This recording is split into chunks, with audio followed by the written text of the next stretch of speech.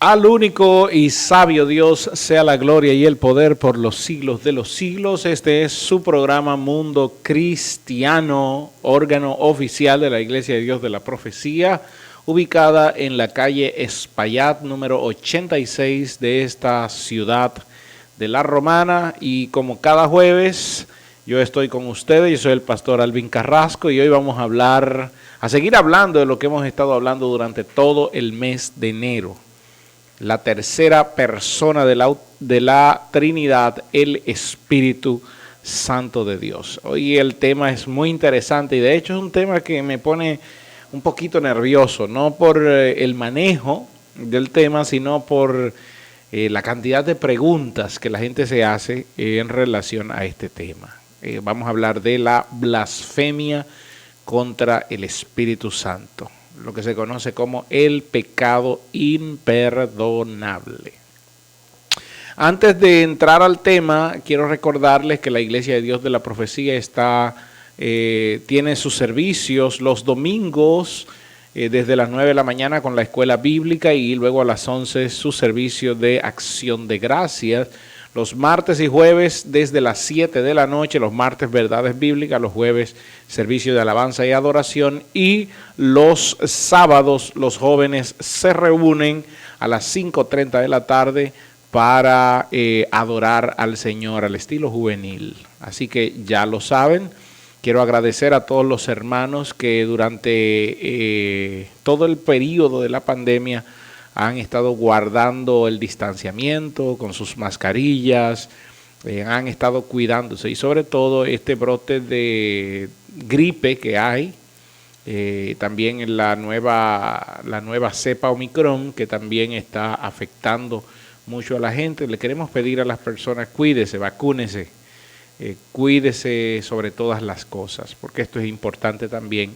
Y es la manera como amamos a Dios amando a nuestros hermanos. Nos cuidamos, nos vacunamos no solo por nosotros, sino también por los demás. Esto es importante entenderlo. Bien, la blasfemia contra el Espíritu Santo. ¿Qué quiere decir esto? Cuando nosotros hablamos o cuando oímos la palabra blasfemia, ¿qué llega a nuestra mente? Fue una palabra muy usada, sobre todo en la Edad Media, por la iglesia que regía al mundo y todos aquellos que no aceptaban los dogmas doctrinales de la iglesia. Entonces la iglesia lo acusaba de blasfemo y enviaba una turba de un ejército eclesiástico para destruir a esa persona. Así que la palabra blasfemia fue muy mal usada y de hecho cuando la gente escucha hoy la palabra blasfemia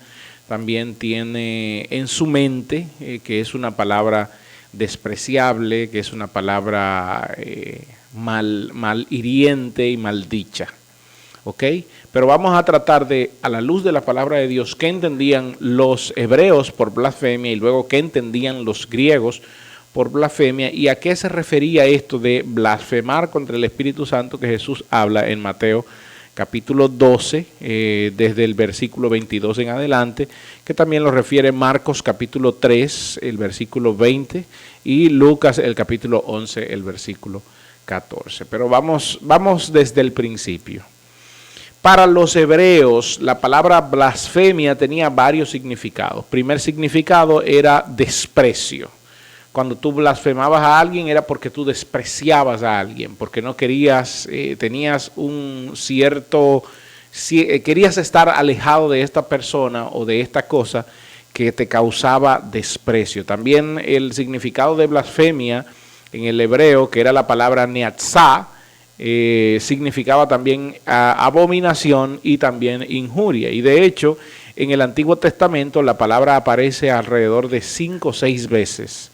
Aparece en el libro de Reyes y en el libro de Isaías, y en estos libros se traduce como blasfemia. La Reina Valera del 60 la traduce como blasfemia, en Segunda de Reyes 19:3, que dice que le dijesen, así ha dicho Ezechías, este día es día de angustia y de reprensión, de blasfemia, y aquí la palabra blasfemia debe traducirse realmente como desprecio, un día de desprecio porque los hijos han vencido hasta la rotura, y la que pare no tiene fuerzas. Lo mismo pasa en Isaías, que es el mismo texto, y también en Nehemías, capítulo 9, versículo 18 y capítulo 9, versículo 26, allí la palabra, es la misma palabra que se traduce como blasfemia en Isaías y en Reyes.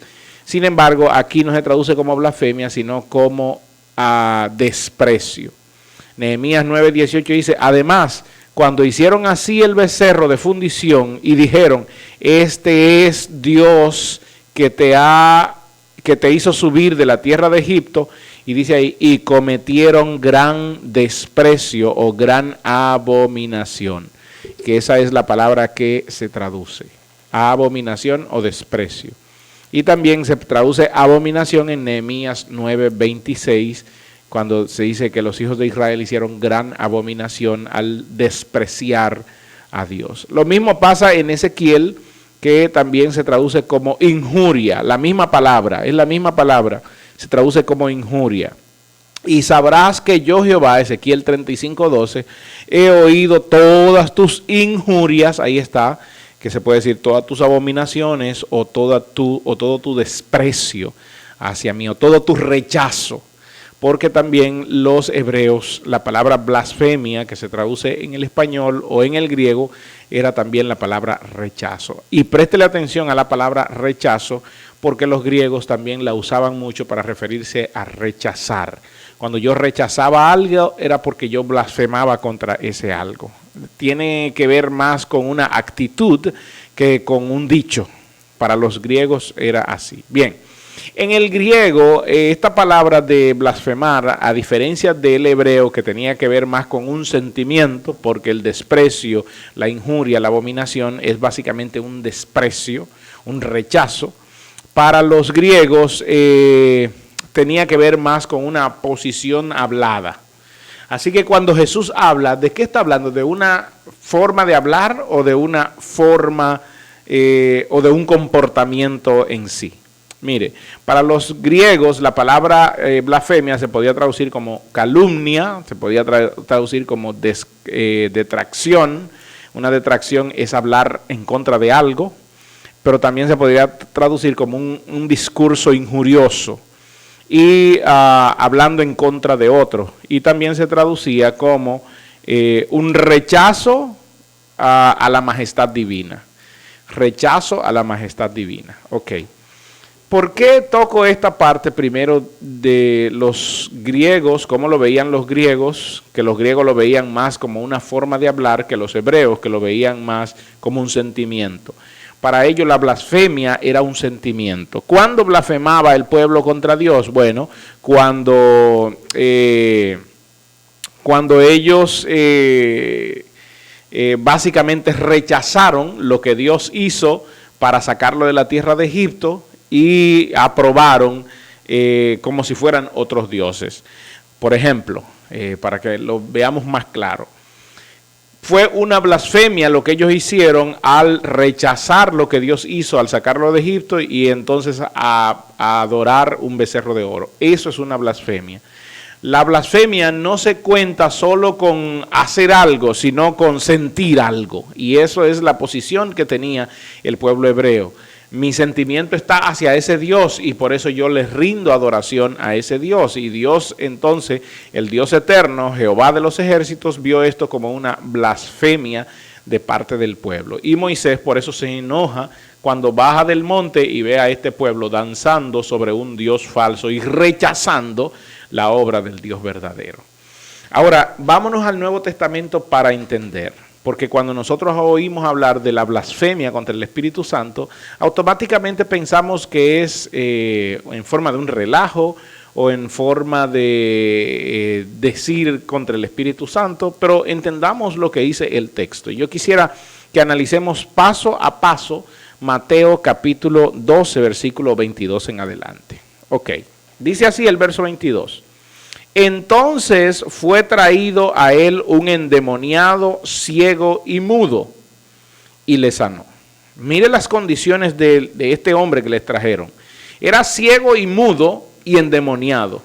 Y aquí hay muchos teólogos que probablemente dicen, y de hecho tengo a mi lado el comentario exegético explicativo de la Biblia, que también habla de eso, y este comentario está diciendo que probablemente estaba ciego y mudo por el propio demonio. El propio demonio lo tenía ciego y mudo a este hombre.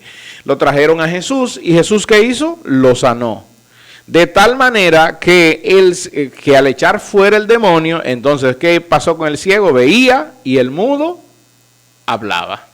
Es decir, el demonio, según lo comenta el escritor de este comentario exegético explicativo, el demonio era, al parecer, quien lo tenía ciego y mudo al hombre. Ok, de tal manera que Jesús lo sana y el hombre veía y hablaba.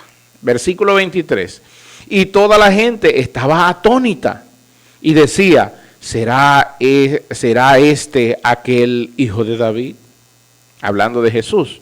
Mas los fariseos, atención, los fariseos, los que eran contrarios a lo que Jesús hacía, los fariseos, al oírlo decían, este no echa fuera demonios, sino por Beelzebú, príncipe de los demonios.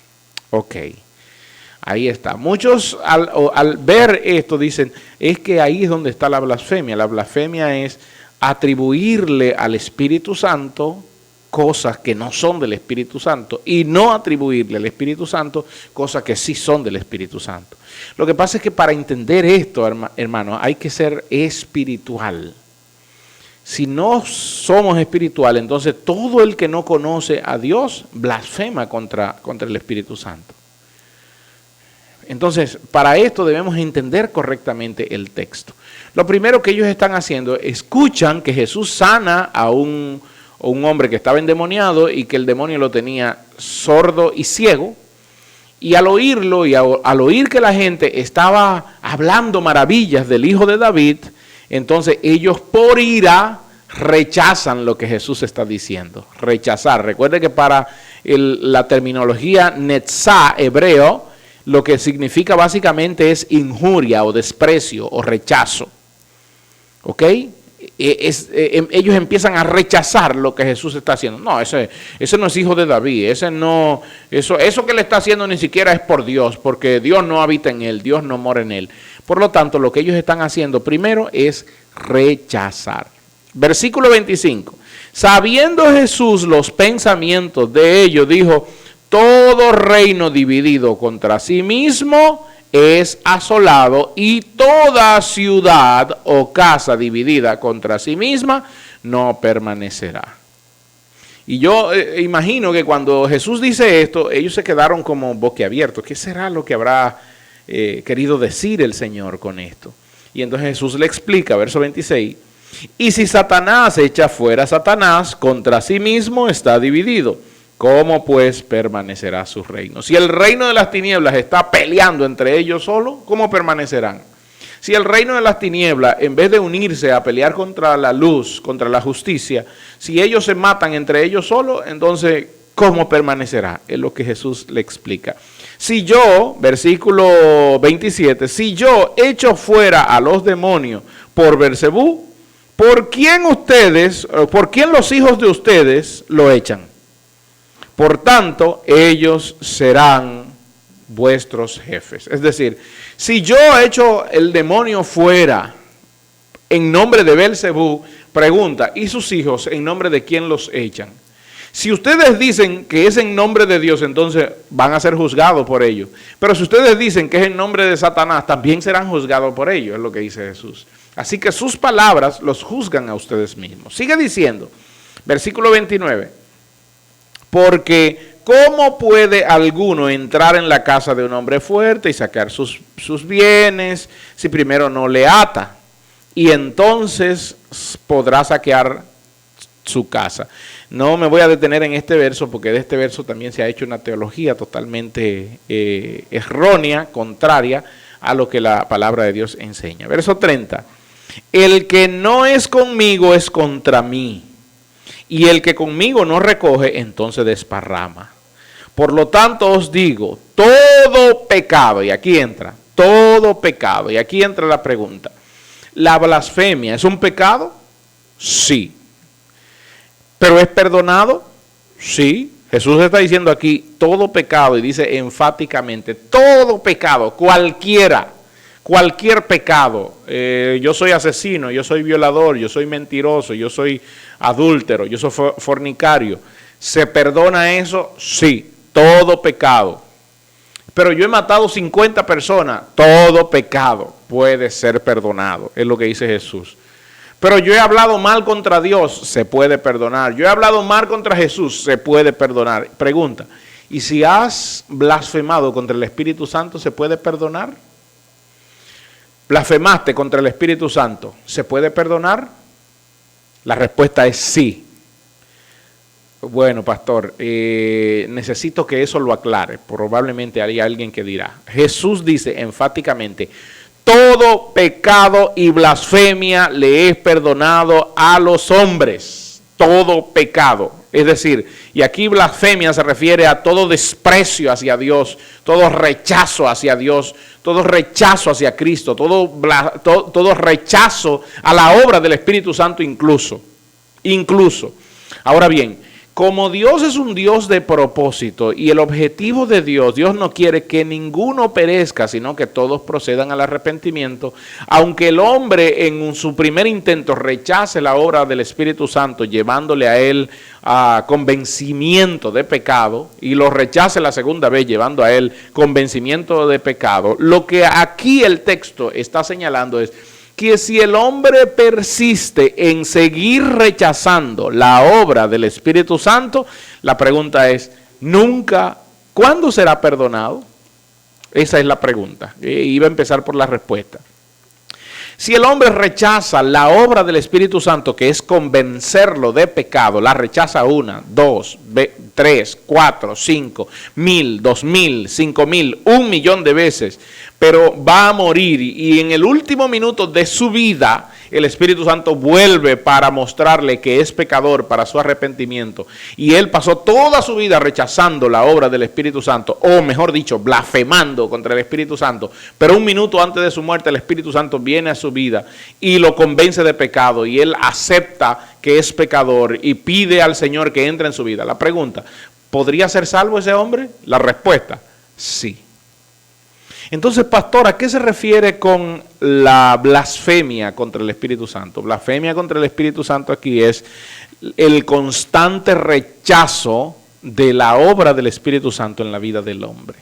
Si el hombre persiste en seguir rechazando siempre al Espíritu Santo, y entra la pregunta aquí, ¿cuándo será convencido de su pecado? Por eso Jesús es enfático cuando dice, versículo 31, todo pecado y blasfemia será perdonado a los hombres, mas la blasfemia contra el Espíritu Santo no será perdonada. Verso 32, a cualquiera que dijere alguna cosa contra el Hijo, que rechazare la obra del Hijo, como lo estaban haciendo ellos aquí. Cualquiera que esté rechazando la obra de sanidad que hizo Cristo sobre aquel hombre que estaba ciego y mudo por un demonio, eso se le perdona. Jesús lo dice, a cualquiera que dijere alguna cosa contra el Hijo del Hombre, le será perdonado. Pero al que hable contra el Espíritu, y aquí, aunque Reina Valera traduce al que hable contra el Espíritu, la mejor traducción es al que desprecia al Espíritu, o al que hace abominación contra el Espíritu. ¿Y qué es hacer abominación o qué es injuriar al Espíritu? Es rechazar lo que el Espíritu Santo viene a hacer en la vida del hombre incrédulo. Viene a la vida del hombre a convencerlo para que crea. Si el hombre persiste en este rechazo, entonces no será perdonado. Por eso Jesús enfatiza aquí le será perdonado. Cualquiera que blasfeme, que diga una palabra contra el Hijo de Dios, le será perdonado. Pero el que injuria al Espíritu, el que abomina al Espíritu, el que desprecia la obra del Espíritu Santo, no le será perdonado ni en este siglo ni en el venidero. Nunca tendrá oportunidad de salvación, es lo que quiere. Es lo que dice Jesús. Es decir, el que persiste en rechazar 1, 2, 3, 4, 1000, 2000, 5000, 8000 veces la obra del Espíritu Santo en la vida de la persona, no recibirá salvación, no recibirá perdón. ¿Por qué? Porque está rechazando la única salida que tiene la humanidad. Y la única salida es recibir a Jesucristo, y el Espíritu Santo viene a convencernos de que somos pecadores y que nuestra única puerta de salida es Jesucristo. El verso 33 dice: o haced del árbol bueno, o haced el árbol bueno y su fruto malo, o haced del árbol malo y su fruto bueno, porque por el fruto se conoce el árbol. Generación de víboras, ¿cómo podéis hablar lo bueno siendo malos? Porque, y aquí esto da una señal bastante evidente y surge una pregunta. Pastor, entonces, con relación a lo que usted acaba de decir, ¿puede un cristiano blasfemar al Espíritu Santo? Nunca, nunca jamás. ¿Por qué? Porque el Espíritu Santo habita dentro de sí. Por lo tanto, un cristiano nunca podrá rechazar al Espíritu Santo. El impío es quien lo rechaza, quien persiste en rechazar, pero un cristiano nunca blasfemaría, que es la palabra que se traduce, nunca despreciaría, nunca injuriaría al Espíritu Santo de Dios. Si llamamos a Cristo Señor, dice la palabra, es por el Espíritu Santo. Si creemos en la palabra de Dios, es por el Espíritu Santo. Si nosotros hoy podemos decir que somos salvos, es por el Espíritu Santo, es por la persona del Espíritu Santo residiendo constantemente, habitando en nuestro interior. Por lo tanto, alguien en el cual el Espíritu Santo ha hecho casa, ha hecho templo, ha hecho habitáculo, nunca podrá rechazar al Espíritu Santo de Dios. Yo creo que está muy claro este texto. Hay otros textos que hablan acerca de esta palabra blasfemia. Yo creo que a medida que vamos avanzando en el conocimiento del lenguaje y en el entendimiento del lenguaje, vamos oyendo mejor, vamos teniendo una apreciación más exacta del significado de las palabras. Por ejemplo, a Jesús se le llamó blasfemo. ¿Por qué? Simplemente porque Jesús decía la verdad. Entonces, para ellos era una blasfemia, era una mentira. Ellos estaban rechazando esto de Jesús y por eso le llamaron blasfemo. Por ejemplo, en el libro de Marcos, capítulo 14, verso 64, a Jesús le llamaron blasfemo, porque él, cuando le preguntaron, cuando el sumo sacerdote le preguntó, él dijo que sí, que él era el Cristo. Que él era el Cristo. Entonces ellos le dijeron, eso es una blasfemia, y ellos querían culparlo a muerte por eso, porque él había dicho que él era el Cristo esperado. Sin embargo, ¿era la verdad la que Jesús estaba hablando? Sí, era la verdad.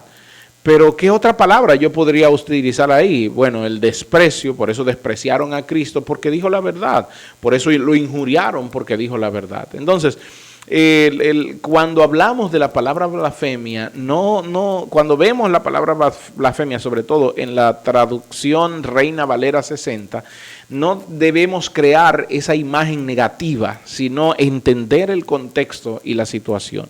Y en este contexto de Mateo que acabamos de estudiar, Mateo capítulo 12, nos damos cuenta que lo que ellos están rechazando no es la obra de sanidad que hizo Cristo. Y por eso Cristo le advierte, lo que ellos están rechazando es la obra que hace el Espíritu en el corazón del individuo. Si tú rechazas esa obra de salvación que hace el Espíritu en tu corazón, no recibirás salud, no recibirás perdón, ni en este siglo, ni en el venidero. Espero que haya sido de bendición para sus vidas, tanto como lo fue para la mía. Yo me despido, así que la gracia del Señor sobre ustedes, amados.